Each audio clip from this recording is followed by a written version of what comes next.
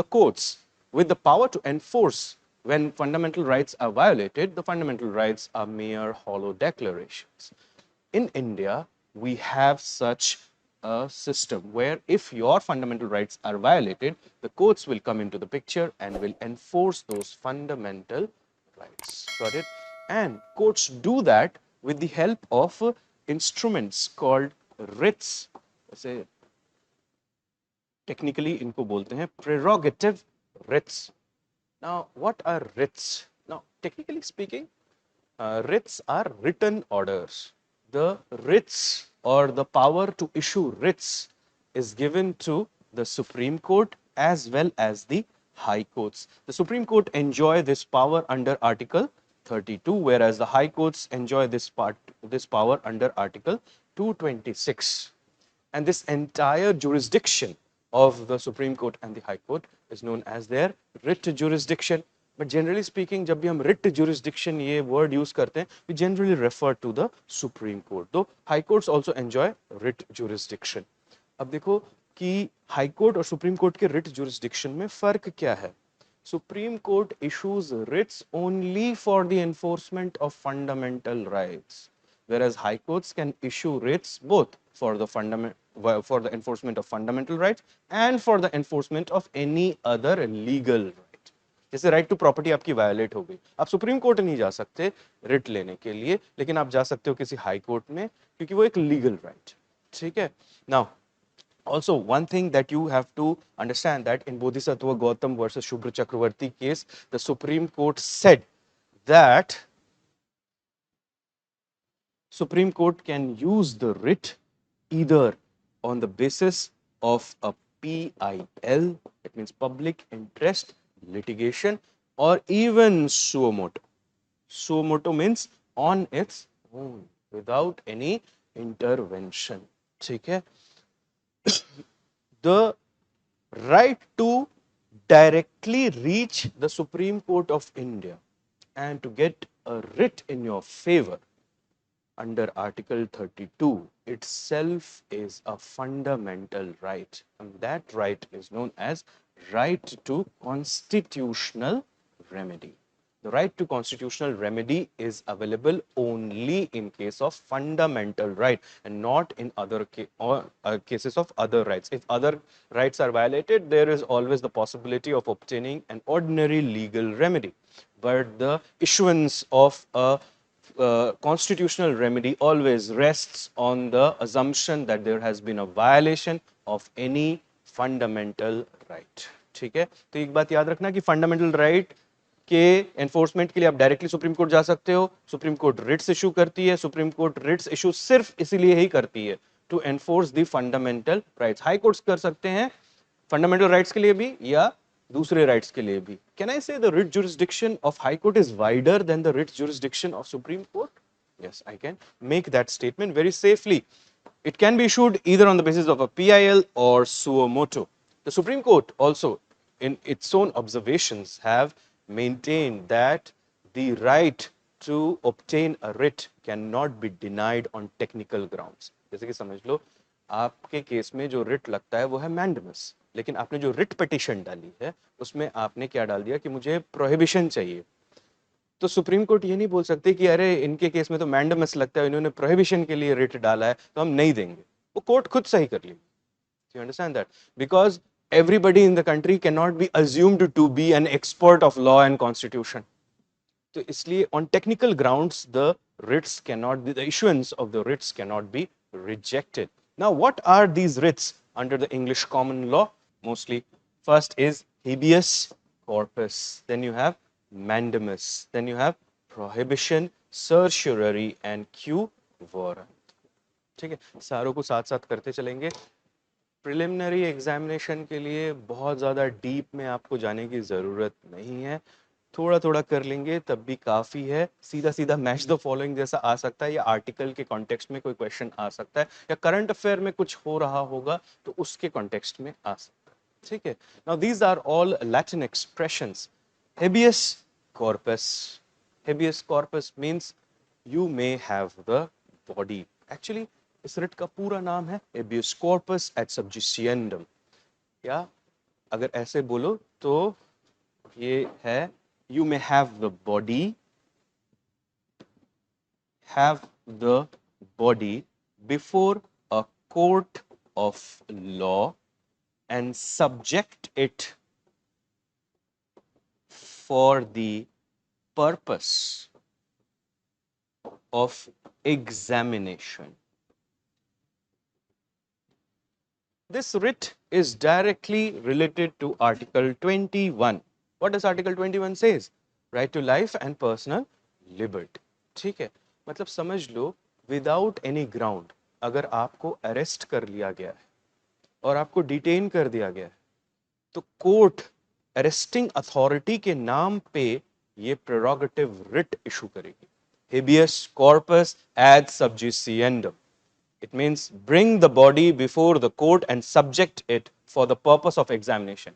Technical term है, simple words में बोलूं तो कोर्ट ये इशू करेगी रिट्स अरेस्टिंग अथॉरिटी को और उनको ये बोलेगी कि आप उस बॉडी को, मतलब जो इसको भी आपने डिटेन किया है, उनको आप कोर्ट के सामने लेकर आओ. Then court will look at the grounds on which the arrest has been done and the detention has been done. If the court finds the grounds to be not reasonable, yeah, unfounded, then the court will issue the order of release of the person who is detained and also will issue disciplinary action on the authority which had detained the person in an unreasonable manner or on unfounded grounds. ऐसा हो सकता है जैसे कोई police officer ने, समझ लो आप सड़क पे भी क्लास के बाद खत्म हो रही है, आप जा रहे हो, अचानक से कोई पुलिस ऑफिसर आए, आपको अरेस्ट कर लिया और आपको जेल में डाल दिया.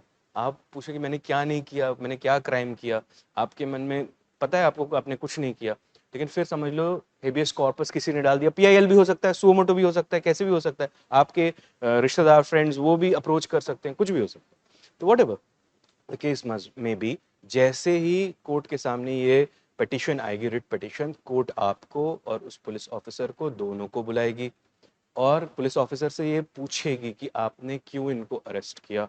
If the police officer can not give a proper explanation, then आपको तो पहले छोड़ दिया जाएगा और पुलिस ऑफिसर के नाम पे कोर्ट एक ऑर्डर इशू करेगी जिसे कहते हैं शो कॉज नोटिस. उस शो कॉज नोटिस में ये लिखा होगा show the causes why action should not be taken against. ठीक है, और उसका उनको एक एक्सप्लेनेशन देना पड़ेगा. अगर उन्होंने ये एक्सप्लेनेशन ठीक ठाक नहीं दिया तो वो सस्पेंड भी होंगे और इन ग्रेव केसेस उनकी नौकरी भी जाएगी. ठीक है, क्योंकि ये एक डेमोक्रेटिक स्टेट है जहां पे रूल ऑफ लॉ है, ये कोई पुलिस स्टेट नहीं है, ऑटोक्रेसी नहीं है कि कोई किसी को कभी भी उठा ले. ठीक है, so that is habeas corpus ad subjudiciendum. It is only for the enforcement of Article 21. Okay, now tell me, can habeas corpus be released or issued against a private entity? Police की जब मैं बात करता हूं, that becomes a part of state.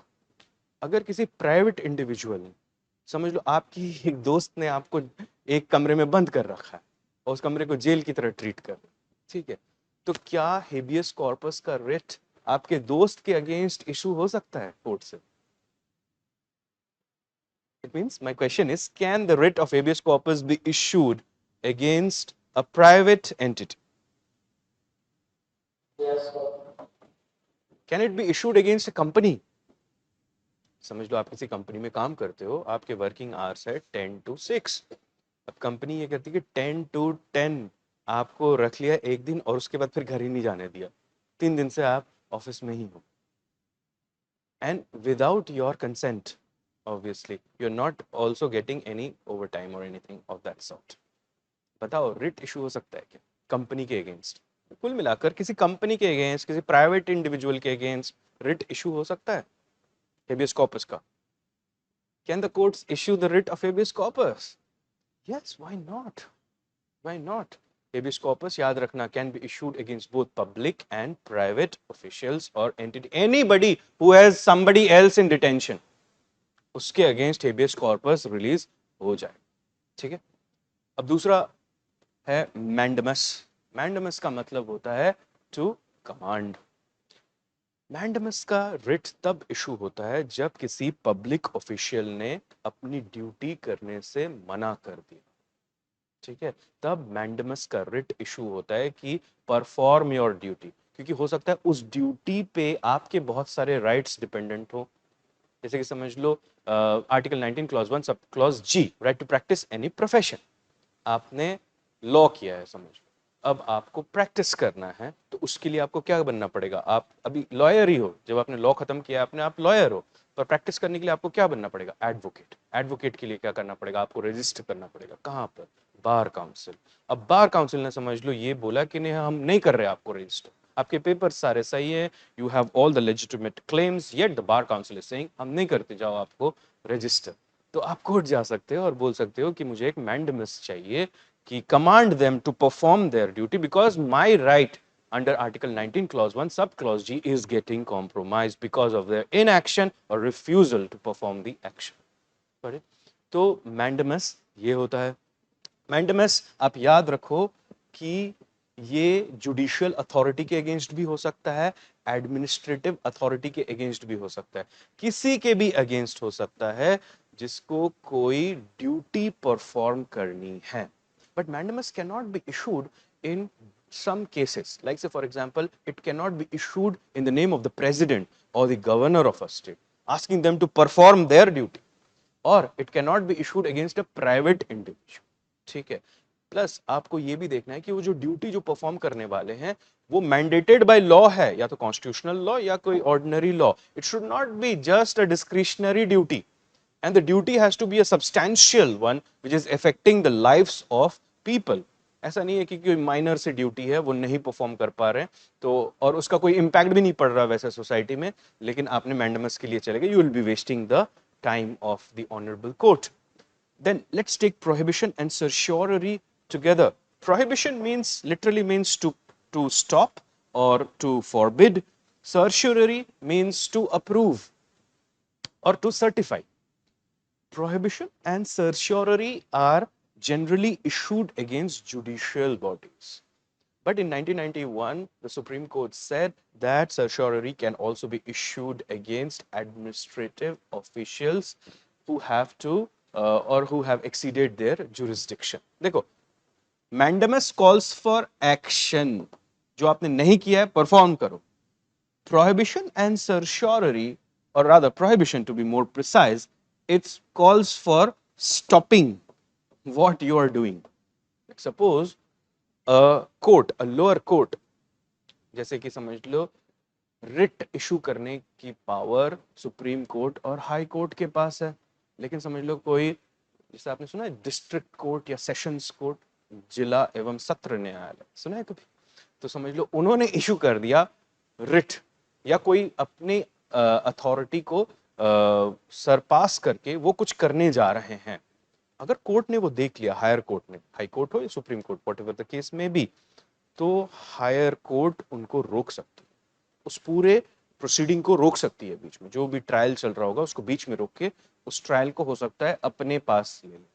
तो that is prohibition. Prohibition means that a lower court is about to exceed its authority or has assumed jurisdiction which does not belong to it, and the higher court in such case can stop the lower court, say it stop, आप आगे जा रहे हो, जो आपकी authority है उससे आगे जा रहे हो। मतलब ये ऐसा ही है, समझ लो कि आप अपना एग्जाम देने गए हो, तो आपके जो OMR शीट होगी, OMR शीट में एक जगह आपको सिग्नेचर करना है और एक जगह सिग्नेचर जो भी इन्विजिलेटर होंगे उनकी सिग्नेचर होनी, ठीक है। अब आपकी अथॉरिटी है क्या कि जो इन्विजिलेटर है वहां पे भी सिग्नेचर कर दो? उनके बिहाफ पे नहीं है। तो समझ लो आपने खुद का सिग्नेचर किया और अब आप उनका सिग्नेचर करने जा रहे हो, तो इन्विजिलेटर आपको रोक देंगे। You get that? That is prohibition. तो ऐसा ही है कुछ, समझ लो इस केस में भी।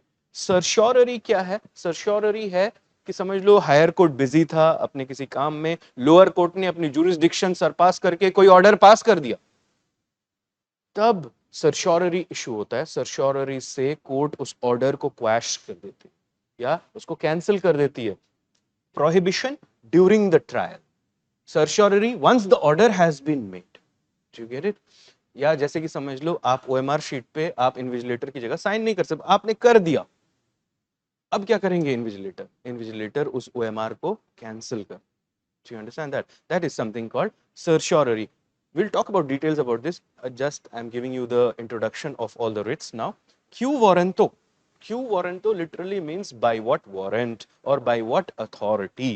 समझ लो that somebody has not cracked the civil services examination, has not cleared the civil services examination, और वो बिल्कुल तैयार वैयार होकर चले गया एक दिन और जाके इनकम टैक्स में बैठ गया as income tax additional commissioner, ठीक है, और नाम सामने भी अपने लगा लिया XYZ PYQ IRS ऑफिसर, तो उनके अगेंस्ट एक रिट इशू हो जाएगा which is the writ of quo warranto कि by what authority you have occupied this office, and if the court finds that the claimant to the office has obtained the office by force, fraud, or by any other means, the court will order the eviction of the person from that office. निष्कासन कर दिया जाएगा उनका वहां से और वो वहां से निकाल दिए जाए.